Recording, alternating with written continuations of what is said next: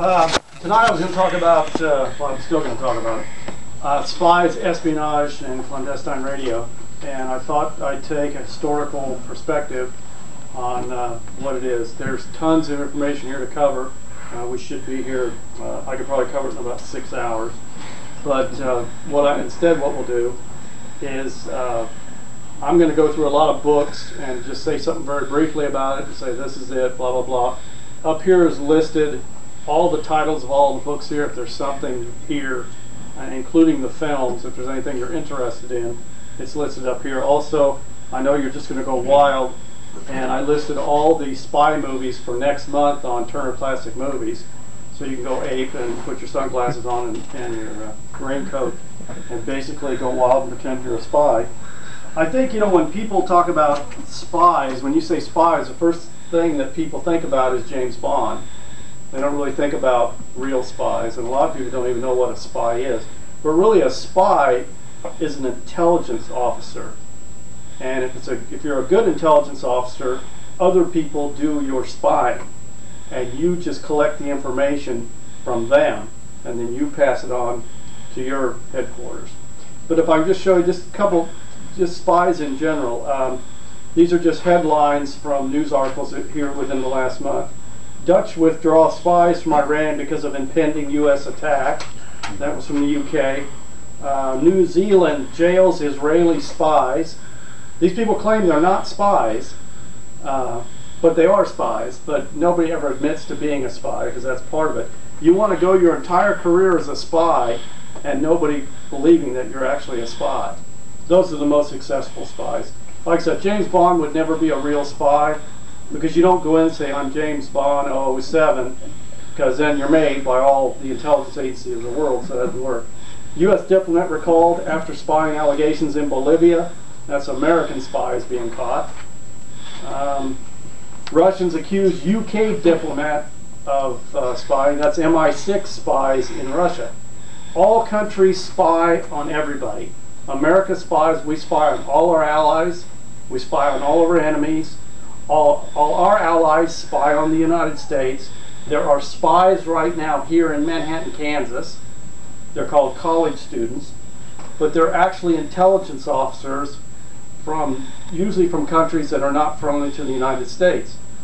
There also is an FBI office here in Manhattan that keeps track of this stuff, so you guys don't have to lose any sleep at night because they're keeping track of this kind of stuff. Cuba's expanding its overseas spy network. Top intelligence expert says. This is one section I want to talk about tonight, about the amount of Cuban spies that are in the United States, which is tons of fun. U.S. man gives intelligence to Israel. Again, an American giving information to an ally. Still illegal for fun and excitement. Israel admits to spying on the U.S. and which they do. All intelligence agencies spy on each other because it's fun. Top Georgian intelligence officer arrested in Russia. One of the first things you want to do if you're going to invade a country is you want to arrest the intelligence officers, because they're the ones that usually know what's going on. So they're the first ones to go in jail. And then documents detailing early spy network released. Some of you might know who Julia Childs is. She was a famous chef. She was also an OSS agent. She was a spy during World War II. She was dropped into France. And well, we'll be talking a little bit about OSS, which is the forerunner to the exciting CIA. Isn't France a native country? No, France wasn't her. She's an American. Here's another interesting fact. I'll just try to hit a few interesting facts because I'm going to try to keep moving because I know you'll get bored if we sit here too long. Now, does anybody recognize who this is? Probably one of the most famous spies in the world. Mata Hari. This is yeah, if you can read, it says it's Mata Hari. You said she was famous. Right, but I bet you one thing that you don't know about Mata Hari is the famous spy. She wasn't a spy. She was shot as a spy, but 5 years later when they did the investigation, she wasn't a spy. So that's what people don't realize. The most famous spy in the world wasn't a spy. She was stupid, but she wasn't a spy. And one of the things I wanted to kind of touch on tonight was three different areas. It was basically wanted to talk about clandestine radios, which was what I put in there, pirate radios, and number stations. And all three of those things are different. Let's just break it down real quick of what they are. A number station is a station run, the CIA does it, Mossad, Israel does it. They send out numbers and letters to people, to agents that are in countries where they can get messages. And we'll go in a little more detail how that works. But basically, if you pick one up, it'll say, well, first it'll give you an ID so you know it's your message. So it'll say 416, 416. If you're 416, you know the next message that's coming is yours. And they'll say A6, B12, and they'll give you the code. And you have what's called a one-time pad. One-time pad can't be broken because it's used by you and your intelligence agency that you work for. And when you use it today, you both tear off the pad and destroy it, and it's done. Tomorrow, when you get your next message, you're using a totally different way of communication, so you can't break it. I'm also going to teach you tonight how to do this, so that you guys can send secret messages among yourselves to people. And we won't get into dead drops and all that stuff, but if you're interested, I can teach you how to do that too. But that's another story. And then pirate stations. Pirate stations are stations that are illegally transmitting on either commercial FM stations, or they're transmitting on ham radio or shortwave frequencies. And there's two ways of doing that. A lot of them use what's called, on the AM band, they use what's called a grenade. Now, it's called a grenade because it looks like a big beer can, and it's a transmitter. And it's designed that you can throw an antenna up into a tree, and then you can start transmitting your information, then you can pull it down and run off in a certain amount of time, because, you know, the FCC has got tracking stations in the United States, and they try to home in on where that frequency is coming from. And I've got a book here also of a lady who did it on FM, and we'll talk a little bit about that. And a clandestine radio station, you would think that, okay, that just means it's hidden, but it's not. Another thing you're probably not aware of what our government does and other government intelligence agencies do is we set up clandestine stations and we transmit pretending we're somebody else. For example, during World War II, the British transmitted a station into Germany called Radio Deutschland, and Germans would listen to it thinking it was a radio station being transmitted in Germany, but it wasn't. It's coming from the BBC, but they had British people that speak in German. They would give out false information, or they would give out real information, and people in Germany, German soldiers actually believed that what they were hearing was an actual station inside Germany. CIA does it. Like I said, all the intelligence, we all do it, but nobody will admit to it. Nobody will admit to a clandestine radio station, but they exist, and it's kind of exciting.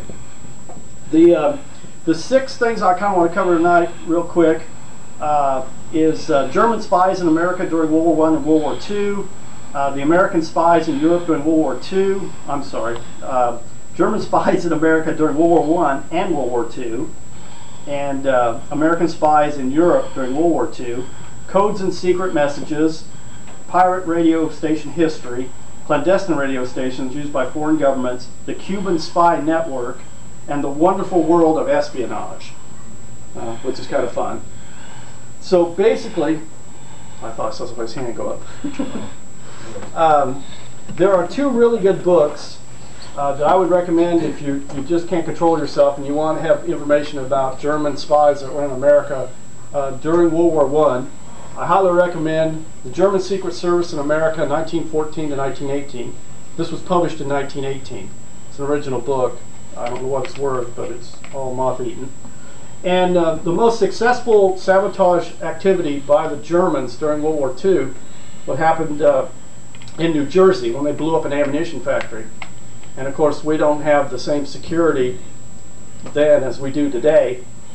They took a rowboat and basically went up next to one of these barges and set fire to it, and it blew up because it's full of ammunition. So it was pretty simple, a pretty simple procedure to do. Also, the Germans were way ahead of us. The Germans actually built a radio station off Long Island, and this is what it looked like. this is the 500-foot antenna. And they had a number station. The first number station was actually in Germany, and they were sending messages to the United States. So that's where the number stations actually originated from, was from World War I. And then, of course, this is a picture of the actual station. And so the Germans built it, and they were doing it, and America was totally clueless that this was going on, which I think we're all pretty excited about. I know I am. And so we first started off, like I said, with the Germans here during World War II spying on us. And another thing that you do if you're an intelligence officer, if you're lucky, there's two kinds of spies. First of all, you're an intelligence officer, and you can be a diplomat, or you have what's called diplomatic cover. And so I could be stationed at an embassy. So if you catch me spying in your country, then I get to go home. Because see, I'm a diplomat, I'm not a spy. But we also have spies that do not have diplomatic immunity. They're called illegals. And they work for the organization, but they don't have diplomatic. If they get caught, they go to jail. Just like the Israeli spies that they got caught, and they said, well, we're not spies. Because you never admit that you're a spy. Even though you eventually will, because they're going to torture you. Even though torture doesn't exist. But sooner or later, you'll tell them you're a spy. But they train you to hold the information. You try to hold out for 72 hours, especially if you're arrested during an actual operation, because you want to make sure that the operation can still be successful, because you know the operation's going on. And if you spill the beans in the first hour, then they can go after whoever else is connected with you, or try to run down your contacts. I'll just touch on this real briefly because I think it's a really good book. This is Soviet espionage in the United States. It's called The Haunted Wood, and it covers Soviet espionage in the United States between 1930 and 1940. And this covers through World War II. Now, some of you are probably familiar with the Soviets trying to steal our atomic bomb secrets. Or maybe you're not. Well, anyway, they were. And so we had lots of Soviet spies in the United States. We've always had spies in the United States. As I said, we've got some here in Manhattan today. So spies are always with us. Even though a lot of people, like I said, have this James Bond sort of view of spies. And of course, this is a ham radio club, so I have a couple pictures. This is a typical suitcase radio that was used by the French and the American and the British underground during World War II. And they call it a suitcase radio because the radio was actually built inside a suitcase. And it probably weighed about 40 pounds. It was HF, and it had an operational range of anywhere from 500 to 800 miles. And they make these things stupid proof by the actual frequency is like one of these here. You take it and you literally have to change the frequency by pulling the whole plug out. So you don't have to do this. You're not tuning, and they know what frequencies you're transmitting on, so it's real easy, to pass information. And then spies, of course, modern spies don't use radios. The only time radios is used now today by spies, like the Cuban spies that are here in the United States, is basically the number stations. And as we get down here real quick, I'll talk about how you guys can listen to number stations that transmit every hour, 24 hours a day, 7 days a week. You just need to know what frequencies they're transmitting on. So this is the radio that's used, like I said, by the French, the British, and the Americans. This station was captured down in South America. This is a German station, and this is a suitcase radio, and this is the actual radio that was in the building.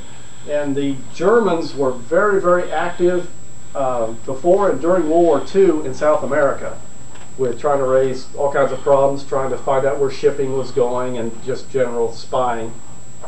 And so, I mean, they were pretty big radios. I mean, of course, would you really want to cart around a 44-pound radio? And the neat thing about this little information on radios is they would hook these things up to batteries, because the Gestapo in France, what they would do is if you were transmitting and you're using power off the main line, they would shut down sections of town. And when they shut down sections of town, if you're operating, you just lost power and you just went off the air, now they know where to look in what section of town. So to avoid that, they would go ahead and hook a battery to it so you could keep going. Even though now there's radio detection trucks and they're still trying to find you, you can still keep transmitting. And that's how that worked. This is also $7. What they used for antenna? Usually clotheslines, just a wire. They'd run a wire out. I'll go through these books sort of quickly. These are World War II related books. This one I think is really, really interesting. Inside Camp X. It is the OSS and British training camp that is in Canada. And it opened up the day after Pearl Harbor. And this thing was so secret that the Canadian people didn't even know about it until 1970, because everybody that lived in this area is out in the farmlands. You were sworn to secrecy, and you didn't talk about what went on there. And it's where they trained agents in communication, sabotage, silent killing, and all the different parachuting, all the different things that you need to do to be a really cool spy. Another interesting thing about spies, or that the general public has about spies, is they don't realize that women are spies. For some reason, if you're a woman, you can't be a spy. And this Sisterhood of Spies is a book about women OSS agents like Julia Childs, who parachuted into France. This is story after story of women during World War II that were spies. And there were thousands of people that were in OSS during World War II. This is an interesting book. It's Agent Zigzag. And what's interesting about this guy is he was a British he was a British criminal who was arrested on the island of Jersey. The Germans took over the island of Jersey. He told the Germans that he hated the British, and so they recruited him to be a spy. But he was just telling this because he wanted to get out of prison. So they sent him to Germany. They trained him as a spy. They parachuted him back into Britain. As soon as he hit the ground, he went straight to the British intelligence service and told them that he's a spy. And he was working for, he was a counter spy. But he was probably one of the most successful counter spies because he was feeding the Germans all this fake information. He also supposedly blew up an aircraft factory. What they did was they did all these special effects. They dug holes in the ground to make it look like he blew up this factory. A German aircraft would go over and photograph it and say, "I'll be darned, it's destroyed." And of course it wasn't. And it's kind of interesting a story about this guy. Like I said, he was a British guy that became a German spy. The true story of a Nazi spy in America, Agent 146. This is about a German who came to the United States and was actually not caught. And he eventually he decided that Hitler, I'll get here in a minute, that the Nazis were going to lose the war. So he just transmitted back to Germany once, and then he just gave it up. He met a girl, and you know how that goes. And so his spy career was over. But this book originally came out in 1957, but this is the current edition, I think, which is 2003. There are also in the United States, there were 8 saboteurs who came by submarine. 4 of them were dropped off in Florida, and 4 of them were dropped off in New Jersey. Their job was to destroy magnesium factories, because magnesium is used to help make the skins of airplanes. And of course, these guys were all ex-Americans of German ancestry. The problem was the guy who was leading it was probably the least likely person to be a spy. As soon as all of them got into America, he ran to the FBI and turned himself in. And then the FBI spin the story like that the FBI is very diligent and on top of it, and they caught these spies because the FBI is so cool. The FBI didn't know anything about it at all. This Dash, the guy who turned himself in, was the one that actually told them. And what they ended up doing, if you're a spy during wartime, they kill you. And so 6 of these guys got executed. But this is a very, very interesting story if you're interested in about German spies. But once this failed, Hitler didn't send any more spies to the United States. And as I alluded to earlier, Hitler's Secret War in South America. This is quite an interesting book if you're interested in what German spies were doing in South America. Major network of spies, again, using these clandestine radios to transmit back to Europe. Operative Spies and Saboteurs, the unknown story of men and women of World War II OSS. This again is full of stories of what Americans, men and women, did during World War II to sabotage the German war effort and collect intelligence. I'm sure a lot of you probably have never heard of this group. They're called the Jedburghs, and what they were the forerunner to what would be considered Green Berets today. They were a team of 3.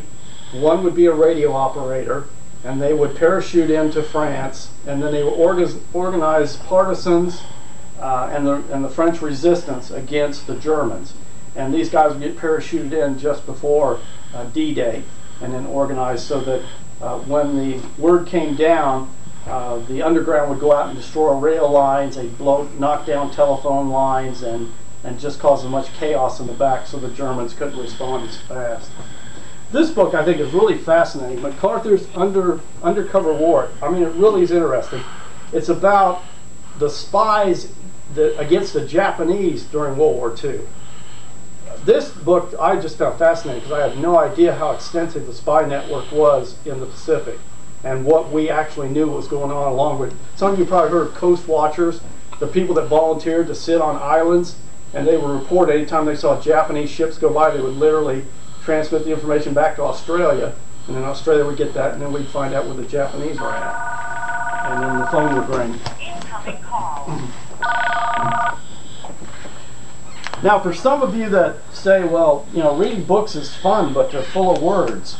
So this is the kind of the way you can do that without actually having to read a book.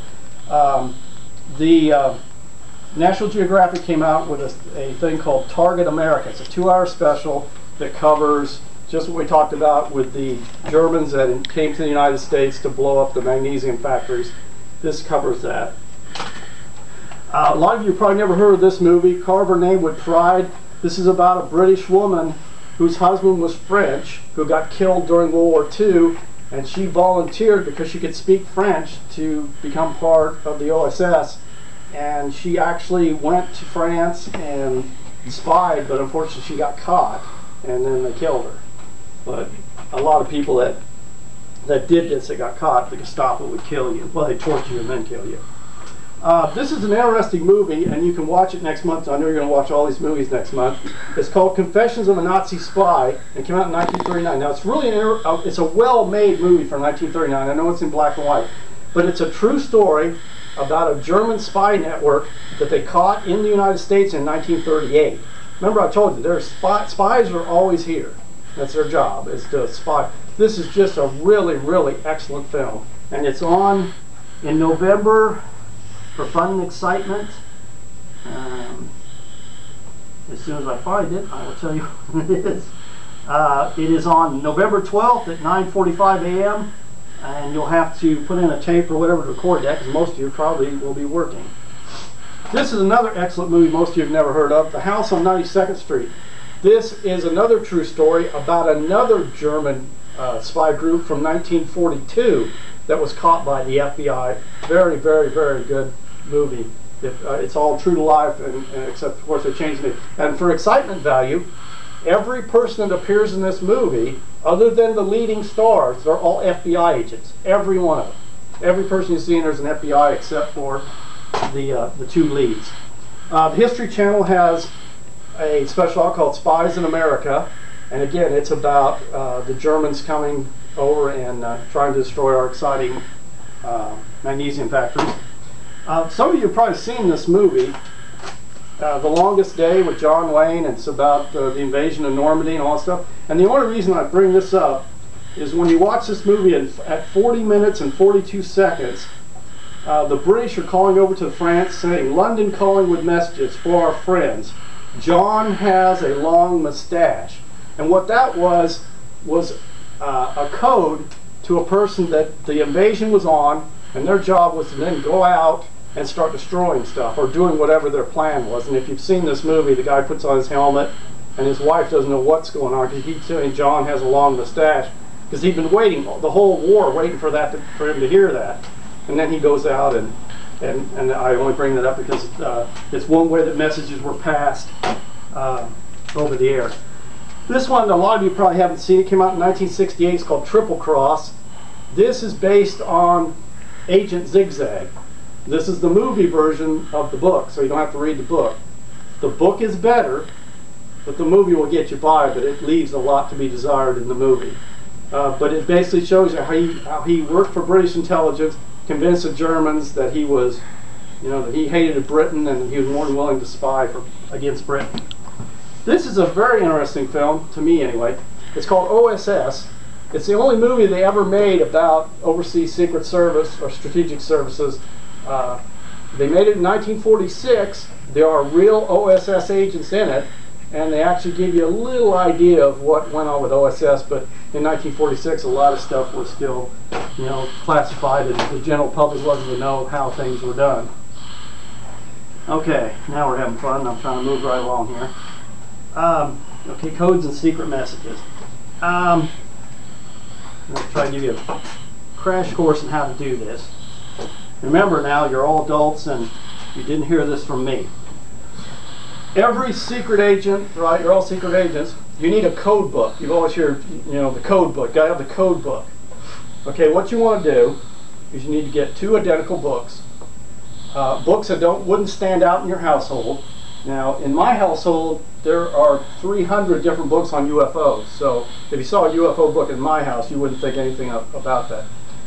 Now, your code book has to have at least 365 pages.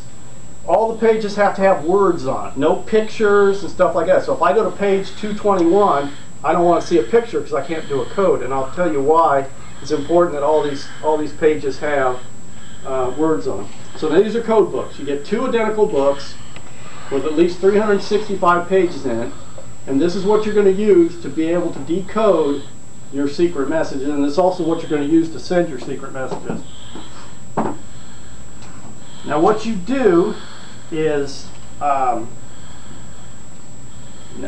you want to do this is up to you. I suggest that you don't write it in the book, but in your mind or on a piece of paper, across the top of the page where it says Mary had a little lamb or whatever's on the top, you want to go A to Z. So A to Z is on the top.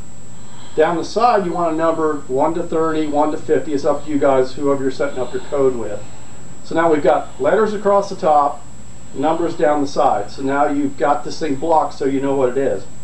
So you write out your code, M1, N1, and these are all letters that say something. And when you read all these letters, it says secret message.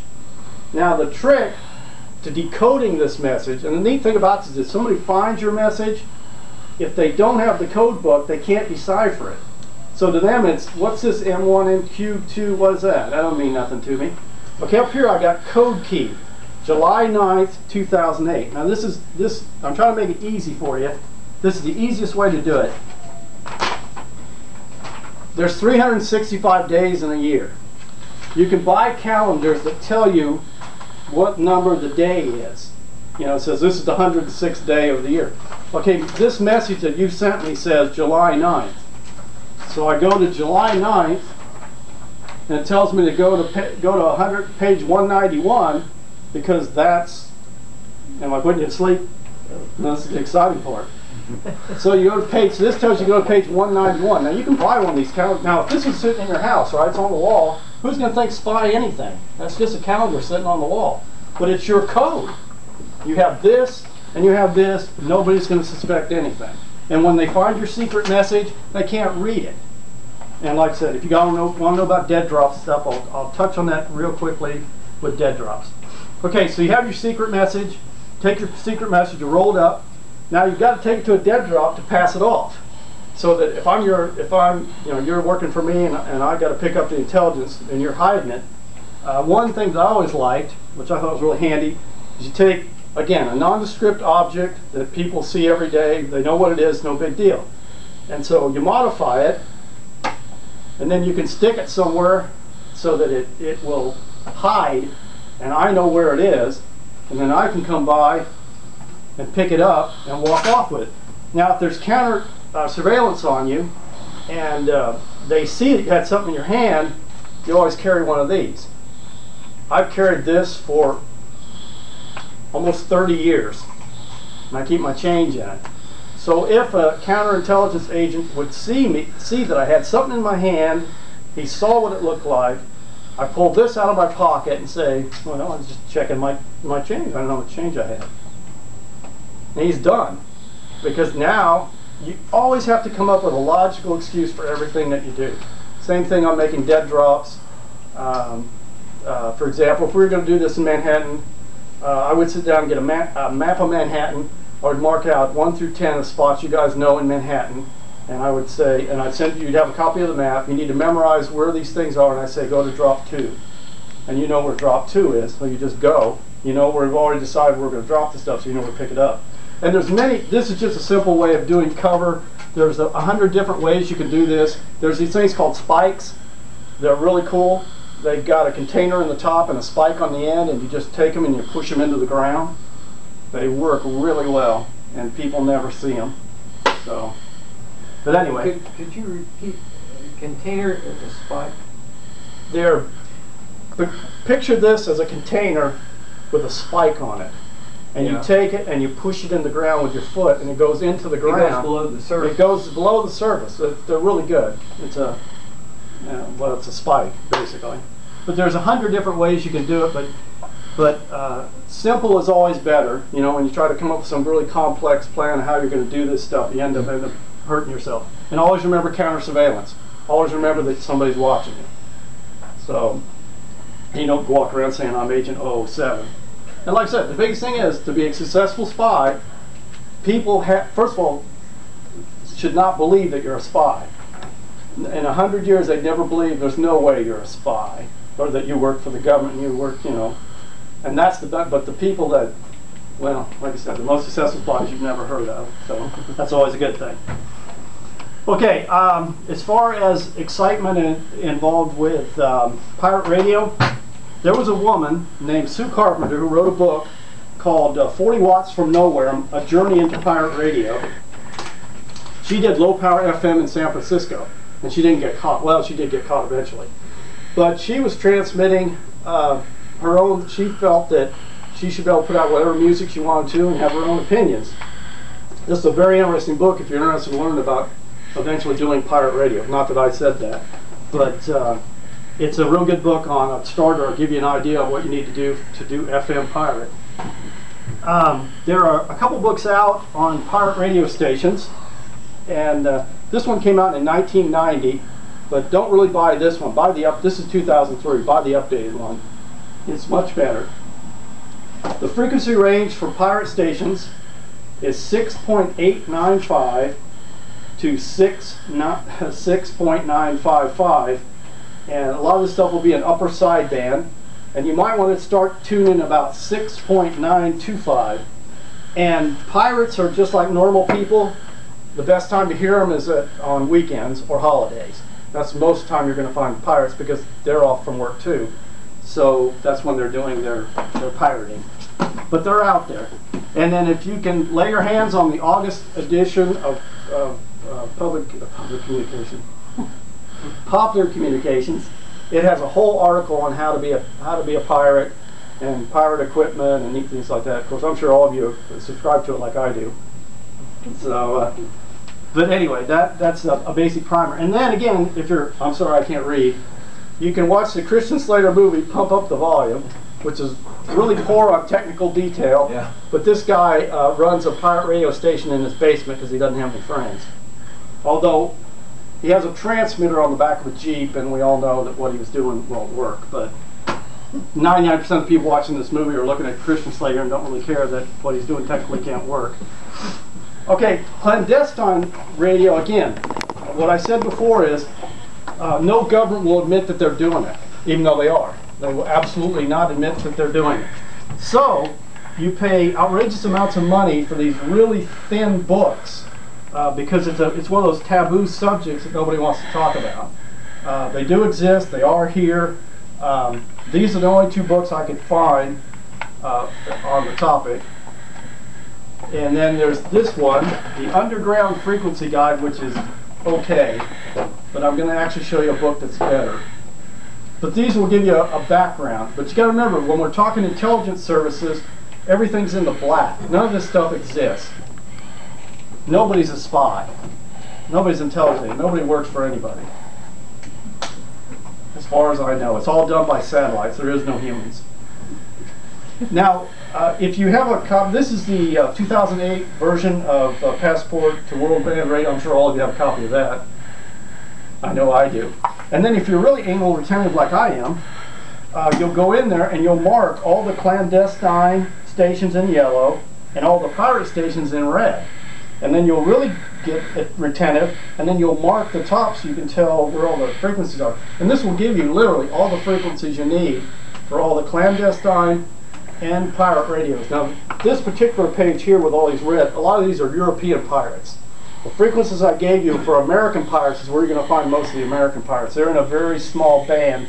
They're in the 6 megahertz band. And the pirates are, these particular European pirates are in a basic band. But I highly recommend, if you're interested in clandestine radio traffic or you're interested in pirates, to get Passport to America, and it lists all the frequencies in there for you, which is quite handy. This is the only book I could find on spies in America, and probably there's a reason for that. This is the only Cuban spy we've ever busted actually working in the United States government. And she worked in counterintelligence in the United States government, so she couldn't be in a better... It was like Aldrich Ames, the CIA agent, got busted. He worked against counter-Soviet intelligence, and he was giving information to the Soviets. And there was also 2 FBI agents, Hansen and another guy, I can't think of his name. Those are the only 2 FBI agents that ever were caught. Again, they were counter-Soviet, and they turned and was giving information to the Soviets.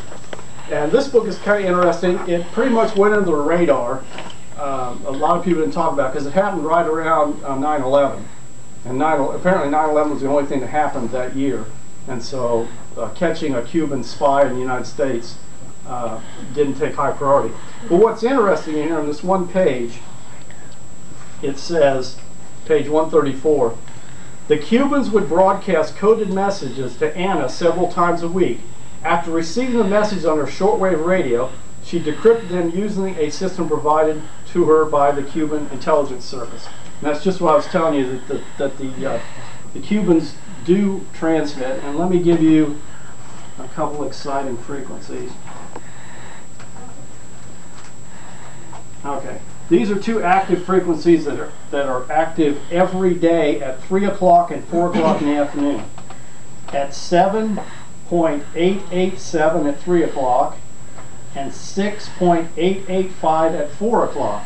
Now again, I tell you, they transmit 24 hours a day. What you can do is you can take the active frequencies and make a block diagram like I did, and then if you have plenty of free time on hand, which most people don't, you could actually find every frequency. But what you'll hear is attention, attention in Spanish, and then she'll say ucho, whatever, taco, whatever, and then I don't speak Spanish, but I know that she's given numbers in Spanish, and so whoever ucho taco is, in Kansas somewhere, is and the neat reason why they do numbering stations is you can be a spy in your house and you can receive information from your intelligence agency and they can't find you because it's a one-way transmission and it goes all over the United States. So John is sitting in Junction City and I'm tuning in and listening to what the spies are sending, although I don't have a one-time pad. And let me see if I have a picture here of a one-time pad to give you guys an idea of what they look like. One-time pads are kind of cool. They've changed them over the years.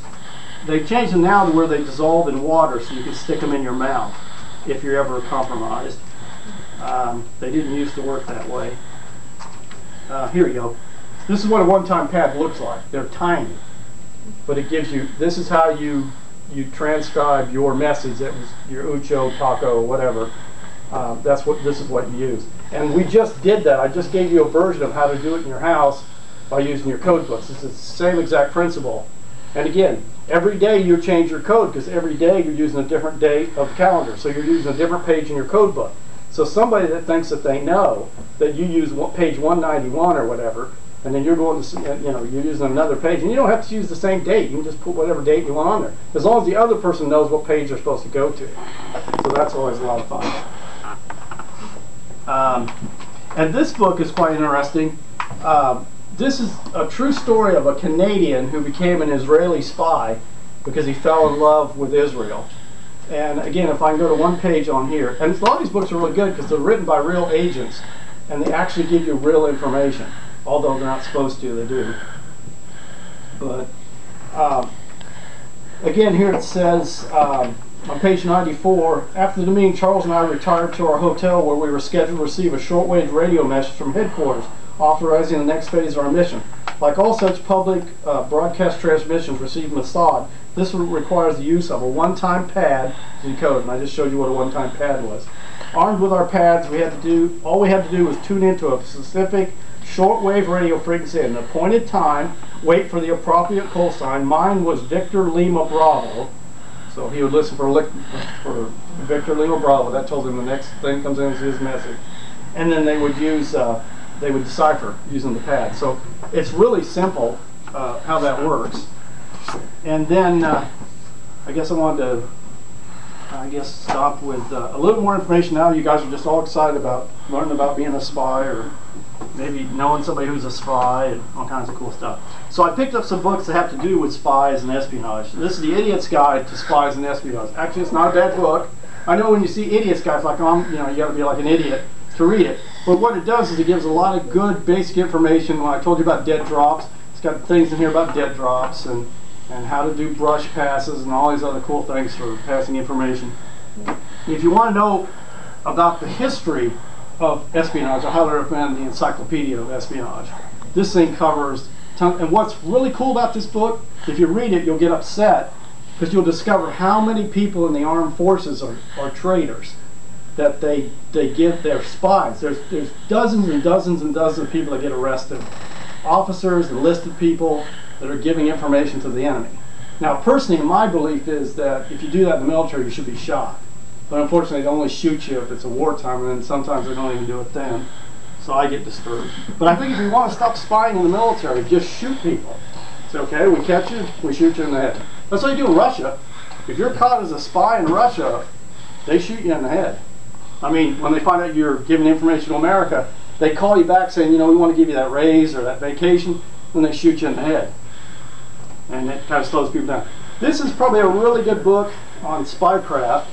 It's written by a former SAS officer. The SAS is like the Green Beret over here. It's the British version of the Green Beret. And the information he gives you in here is absolutely correct. But again, you'd have to know that, I guess, to know that what he's giving you is actually real stuff. If you say to yourself, this is so much fun, I want to run my own spy ring, I recommend this book, How to Run a Spy Ring. This is written by an intelligence officer. He talks about when he was an intelligence officer in the military, and he ran the North Vietnamese had a bar that they used to have these very attractive women in, and GIs would come in there and they would be able to get information on what unit they were at, movement of supplies, blah blah blah. You know how that works. You know how GIs, well, you don't. GIs are good about trying to talk big around women, not realizing they're in the middle of a spy collection thing. But this book I highly recommend if you want to learn more about spies and how to run a spy network. Now I said earlier that there's two kinds of spies: diplomats that have diplomatic cover and illegals. This is a true story about an illegal. Now you may not believe it, but it's true. This guy worked for the CIA and he killed people. He killed 18 people, but he got paid by the CIA, but he was not a CIA employee, because we don't kill people, because as far as I know, we're not allowed to kill people. This guy accidentally killed 18 people. And it's really a funny book. Well, it's a funny book from this point of view. If you read it, it's a travel log of where he travels around the world to all these cool places. He tells you all about these cool places, and then he accidentally kills somebody because they need to be dead. And so it's really interesting. It also shows how the CIA transfers money to these people. And of course, the CIA denies that this is a real book. But this guy said that he decided he wanted to write it because it is true. But he said, whether people believe it or not, he thought the history should be there. But this is true. This is an illegal, and we do kill people. Sometimes unsuccessfully, but we try. But people that we do kill that you don't know about, that's always a good thing. It looks like it was a road accident or something like that. Like I said, it's an excellent book. He killed 3 female German agents in East Berlin. Well, it's pretty classic how he killed them. I thought it was kind of neat anyway. He set up 2 reflectors. He took some reflector tape, and he put some reflector tape on the bottom below where the driver's is, and he put a piece of reflector tape on the top. Then he knew the route that they were coming at night back from. He set up with a rifle, and when they came around the turn, he took the 2 pieces of reflector tape and then shot the woman in the head that was driving the car. Then he went in and then he manually killed the 2 other women in there, and then he set fire to the car, because you know you want to make sure that people don't know that you actually shot somebody. So anyway, he burned it up. Again, the intelligence services knows this stuff all goes on. They know these women didn't have a wreck, that they were killed, but that's, you know, that's how the game is played. There's a couple, again, for people, I'm not going to read that, so this, I highly recommend this movie if you really want to know about real spies. It's called A Family of Spies. It's about an American that was in the Navy. He was a communications specialist, and he spied for the Russians for over 20 years. He gave them all the communication secrets of the United States Navy. If we had went to war during the time he was in, we would have lost, because the Russians were reading all the Navy traffic. And of course, he's in jail now. But this is a really good movie if you want to see how dead drops work, how espionage works, and things like that. It's a really, really good book, or good movie. Another good movie I really liked, some of you may have already seen, is The Falcon and the Snowman. This is about 2 guys, one guy that worked for a TRW, which is a communications place that works with satellites. And this guy was giving information to Sean Penn, who was basically a small-time criminal. He went to Mexico City to the Soviet embassy and was trying to sell this information to the Soviets. And of course, they didn't care about Sean Penn, because they wanted this guy. They wanted Timothy, whatever his name is, Timothy Hutton, because he was the guy who had the information. And he got caught, and he went to prison, and he was in prison for 4 years, and he escaped. But they caught him again, so he's back in prison again. And so this is a really, really good book, or a good movie on spies. But if you want training, if you guys don't have any training as spies, there are 2 good series you can watch for training to become a spy. I recommend Get Smart. It's a comedy, but actually some of the stuff they do, I mean, it's doofus, you know, comedy stuff. I mean, obviously they're not real spies, but some of the stuff that they do is actually spy-oriented, like what real spies actually do. But this is, like I said, all in a comedy-type version. And if you watch Hogan's Heroes, these guys are actual spies. Hogan's Heroes are actually spies inside a prisoner of war camp, and they do espionage, they do sabotage, they do all the things that OSS did during World War II. Again, this is a comedy, but it's all based on real stuff. And I'm more than happy to take any questions about spies and espionage and all that kind of cool stuff. John, your pirate stations. Now, how do you identify them as a pirate station? I assume they don't have call signs, or do they? No. What will happen is you'll be tuning through the dial, and you'll just come across a station that has crazy music, and they have all fake ads. They'll have crazy ads that make absolutely no sense. Well, they're just, some of them are kind of off color, but I mean, anyway, you'll know right away this is not a normal station that's transmitting. And the neat thing is you only have to go in that small band spread, you know, upper sideband, lower sideband, just scan through, and on Friday night, Saturday night, or holidays, Christmas, you know, whatever major holiday, that's when these pirates are out there doing it, because they're just normal people like us, I guess. Any other questions? Spies, espionage.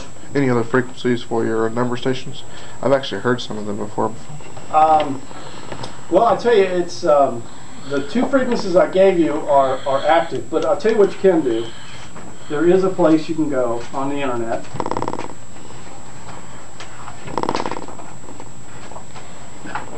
You can go to, well, one, you go to Pirate Radio Central, which has all pirate radio stations and stuff that they got currently. And then go to spynumbers.com, and they list all the people that sit around all day and listen to spy stuff. And this has current stuff. Oh, and something I just want to touch on real quick. Something else you guys may already know. Every time you watch a spy movie, you always see them, they use a camera like this. It's a Minox camera. It's a real spy camera, and you can buy them. They sell right now for about $1,000. And the early versions of these cameras are kind of neat because people, you know, when you photograph, I don't know if any of you ever tried to photograph documents, but you've got to get the focal length right, otherwise the thing's out of focus. So what they used to do, some of the earlier cameras actually had a little metal string thing you could pull out, so you could actually pull it out and go like this until you learned where the focal length was to photograph the pictures. And you want to give that to any of your new agents or people that are working for you that aren't familiar with operating a camera. But today, with technology as it is, this is the latest thing that's taken the place of the Minox camera. You can own one of these for $236 from Brando. You can get them on the internet. This is actually cool. This is the way to go. I mean, if you're going to do espionage, it's downloadable to your computer. It's digital, has a lens here at 2 o'clock, and you can go into, you know, wherever you're going in to collect intelligence and photograph all day long, and because it's digital, you can probably get 200 or 300 pictures in there, and laugh, run home, plug it in, and download everything to your computer, and then encode it and either send it off, you know, through email, I guess, to whoever you send it to. But this would be excellent. This would be a big boom as opposed to doing this. Because of this, you got to take all your film. Then you don't want to get caught with your film.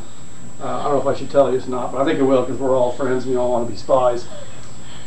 Whenever you go somewhere on an assignment, a lot of times what would happen is you would go to a hollow door. You'd take off a piece of the top of the door and get a piece of string and tie the exposed film to it and drop it down inside the door. So that way, if another counter-espionage organization, the country that you're in, were to sweep in and do your hotel room or wherever you're at, a lot of times they don't look indoors. So, and I tell you that, one, I guess, because I don't really think that technique's probably used much anymore. Well, obviously not. But anyway, it was a technique that was quite popular about 20 years ago to hide film. What dimensions on that thing? On this? Oh, it's not very big. Probably 4 by 2 by probably 6. It's really small. I mean, it's tiny. You can just put it right in your pocket. Like I said, you can buy them on the internet. I don't know if they're getting film for them though, because you know they have little film canisters that you put in them. I'd recommend doing this if you're going to start spying. It's cheaper and you can download it to your computer. And then, like I said, now you know how to do dead drops. You know how to use a code book, make your own messages up, and just have fun. And then next thing you know, the FBI finds out about you, and then they start watching your house and listening to your phone calls. Talking about pirates, somebody went to K-State, a friend of mine was an FCC engineer, and he's now engineer in charge for Chicago, but I got to ride around with him in one of their cars once, and what they would have him do when he was new with them, fresh out of K-State, was they'd send him off to a town where there was a pirate station or something, because they had triangulated and they figured out what town it was in. And then the FCC would call him. He'd go and sit in the hotel room, just chill. And then he'd get a call and say they're on. And then he'd take this cart. It was just a modified Ford sedan, and it had a false roof in the top. Yeah, it had a false roof. Yeah. The back was full of radio equipment. And then he'd just drive there around. was this compass thing on the front, and he had it in Manhattan once, and we went driving around and trying. We found, well, we just dialed up KMKF, and it just took you right to the place you go. It tells you turn right here because you could see the compass thing swing. We drove right to their yard. Yeah, a lot of people think, again, most civilians think that they think of transmitter trucks. Think there's going to be a truck with this great big fly strap sort of antenna on the top going around like this, when it's not. They use regular cars with false tops on them that have these induction cable or coils in them that they use for running you down. They're pretty sneaky. And like I said, the nearest station to us is Omaha, Nebraska. Or is it Lincoln? No, I think it's Omaha. They've got a listening. Yeah, they've got a listening station up there in Nebraska, so they need that one and then 2 more somewhere else to triangulate where you're at, and then you're It's done. not like that Pump Up the Volume movie where No, they have it's yellow not. vans with FCC See, yeah, and big- 2-foot high Exactly, and they're going around, you know, trying to find you, but that's all World War II stuff. But anyway, I hope you found it interesting. I'm a big fan, like I said, of spies and espionage and things like that. Not that I have any personal knowledge of being a spy or know anything really about espionage at all. This is just stuff that I picked up on the internet. So. I have a question. Now you mentioned most modern spies don't use radios. No. So which form of communications do they? Most, if you're an intelligence agent and you're collecting from your people, you normally do it through dead drops. And in an emergency situation, sometimes we teach people, people have learned to use telephones, and then we use these pagers. And the pagers have a numeric code on them that send over the telephone, and it goes to an embassy, and the embassy takes it and then transmits the information right there. It can be done very quickly, and of course, again, I can tell you that because they don't use telephone booths anymore. So, but that's one way the information would be passed. But a lot of times, but like I said, it's so cool to be a spy today because you have the internet. So, for example, if they told you, I want you to go to this place in California, and I want you to check out this wharf and all stuff. You can get on the, what's that called? They have everything photographed in the world. I mean, you start and you go right to the site, and you can do your spying on the internet. You can actually look at everything without actually being there. I mean, that's just outstanding, as opposed to physically having to go there and look around and not get caught doing anything. Theoretically, anyway. But anyway. Well, you comment there on in World War II in the tank battalion, tank division, we had code, and we changed it every day, every day, on transmission of any message. That's one way to stay ahead of them. Is yeah, because if you get lazy operators, and this was more common during World War I, is that they would use the same basic code back and forth. Well, once you broke the code, which is what we did, we had a thing called the Black Chamber, which was engineers here in the United States during World War I, and they actually were breaking codes. And of course, you don't want the enemy to know you're breaking codes. We did the same thing during World War II. In a place called Bletchley Park, which is in Britain, they had broke the German Enigma code. And I didn't bring a picture of an Enigma machine, but picture like a giant typewriter, and it has these wheels in it. And each one of these wheels have all these different settings for A to Z.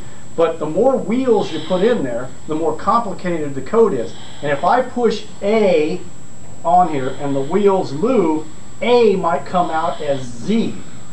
And you have to know what the code settings are to be able to decipher the message. Well, sometimes the Germans would get lazy and they would send the initial code to the other operator to say, okay, this is my setting X43, whatever. But we had to use very primitive computers and a lot of writing down in figures to actually break the code. But we actually broke the Enigma code. So we were able to read almost all German traffic. And that's why the German submarines during World War II, all these wolf packs started getting destroyed. But we had to keep it secret that we knew where they were, but we had to make it look like an accident. Like we just happened to have a ship there, or a plane just happened to be there. So the Germans could say, well, that's how they discovered us. Because we didn't want them to know we were reading their traffic. We also, during World War II, the Americans broke the Japanese purple code. And we were reading Japanese traffic. We read about 90% of the Japanese traffic. The Japanese didn't know that. So it was probably the most guarded, one of the most guarded secrets during World War II was the fact that we broke the Germans and the Japanese codes. The most secret thing was the atomic bomb. And the Germans were working on the atomic bomb, but they weren't very far. And then the Japanese thought about it, it was an afterthought. They actually went to microwave weapons.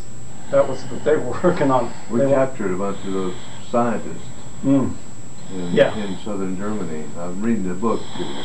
Now it can be told, and they got these names in there, and it's right where we were. And we did capture some of them and got them out of there and shipped them out. And we captured a jet plane, 262 jet, Oh yeah, the first jet We got fighters. one of Yeah. those at Munich there, and we boxcarred that thing and sent it to Dayton, Ohio. Mhm. That was before the war was over and everything. Anything else? Yeah. John, we're all kind of suffering the results of a famous spy case that seemed to go astray. And I'm talking about the start of the present Iraqi war.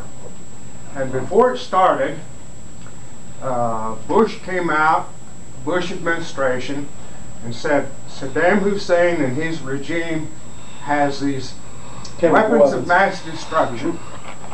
Now, it turned out he didn't have. Where did the spying go wrong, John? Do you know? Yeah. Well, that really goes back to politics. Number one, the first thing that goes in any war is truth. That goes out the window.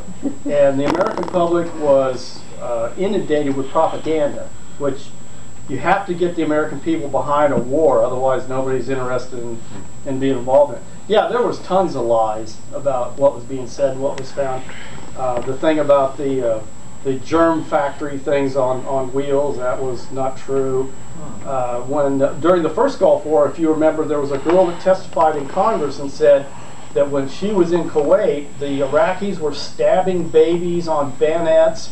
They were taking babies out of incubators and throwing them on the floor, and to enrage the American public, which worked really well. But none of this stuff was true. It was a complete lie. The girl that was telling you the story, they acted like she was a peasant or just somebody. Her father was a high-ranking official in the Kuwaiti government. But you know, but yeah, there's so much subterfuge and propaganda and stuff that goes on that you just. And when they say, well, the weapons of mass destruction, there isn't any. And everybody just kind of goes, okay. Well, couldn't some of that stuff been taken over to Syria? Could have been. When people got close to it? Yeah, that was one of the stories. But again, we photograph the entire Earth every second, everywhere, everything. I mean, we photograph everything all the time. They have constant intelligence running. There'd be no way that we would miss, even if we didn't actually see it. It'd be recorded on some satellite, and we'd be able to see the trucks and all the stuff going, into Syria. So I'm convinced that it didn't exist. And it's just like if you remember back early, they wanted to connect Saddam Hussein to 9/11, and he had nothing to do with 9/11, but they wanted to connect the two so that people would kind of. I was lost on that one. I don't know how they tried to connect that up. It didn't make any sense to me at all. And again, the people that actually crashed into 9/11, or flying the planes, they were Saudi Arabians, and Saudi Arabia is supposed to be our ally. So, yeah, how does that work? Do you believe? Do you have an opinion on, for example, does intelligence mislead the president, or the military sometimes mislead the president, so he'll serve for him, or does the president mislead us? That's a really good question. Yeah, see, John, on that same incident, as I remember afterwards, the president blamed the intelligence community, and the community intelligence said, no, he misinterpreted. So who did lie to us? We don't know. Well, this is the way it works. And when you're talking intelligence and you're talking politics, intelligence officers gather intelligence that they're told to gather. They make reports, and then they pass the information on to headquarters.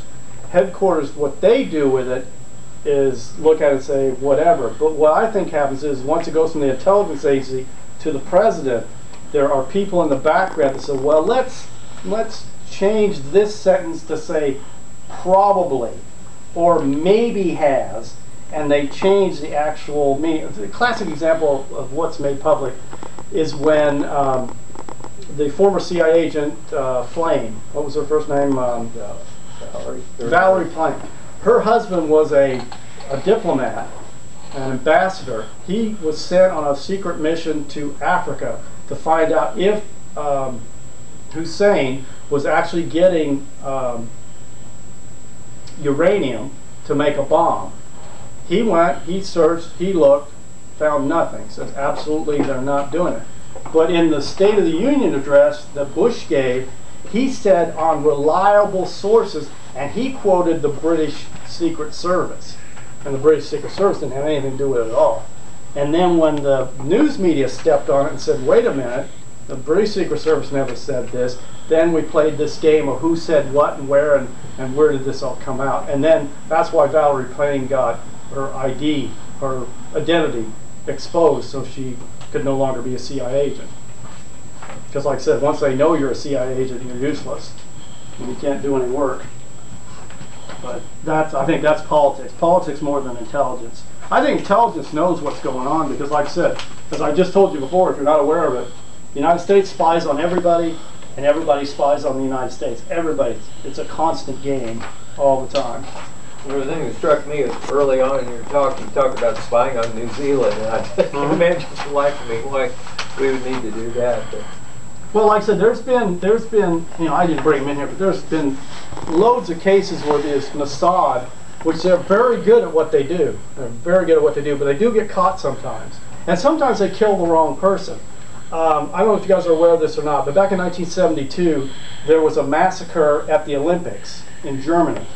And there was Israeli athletes that were killed. Golda Meir, the Prime Minister of Israel, said, I want all of the terrorists that killed the Israeli athletes to be accidentally terminated. And so they actually had a project going forward where they literally searched the earth or searched the whole world finding these guys, and when they found them, they killed them. And they killed all of them. They got all of them. They either blew them up, shot him. One really cool way they killed this one guy, well, I just, it's kind of cool, is they snuck into his apartment and they loaded up his phone full of explosives.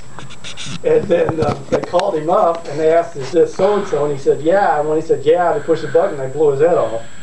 Very effective, you know, for you know, slowing people down. But they made one mistake. They ID'd what they thought was one of the terrorists in Switzerland. And it turned out this guy was just a waiter.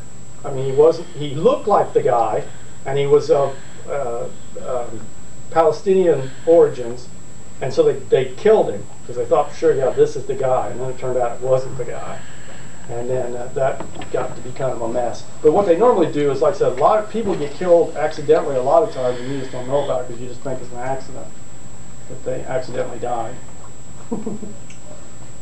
But that's why I think spies are cool. And I think the whole world of espionage and intelligence is really neat. And there's so many stories. You could write a whole history book on history that we don't know, that will probably never be released to the American public, of things that we really do and what we're up to. Well, here's another classic example.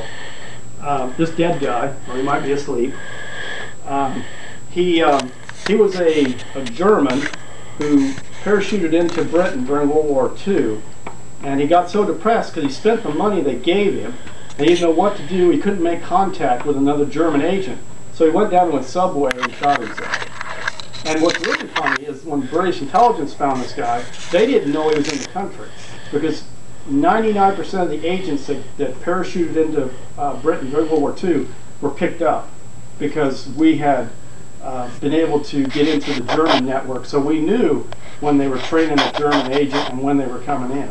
And then plus the agent Zigzag, who was actually a British guy who said he was working for the Germans, he gave the British intelligence all the information on codes and times and frequencies and all that kind of stuff. So it was really neat.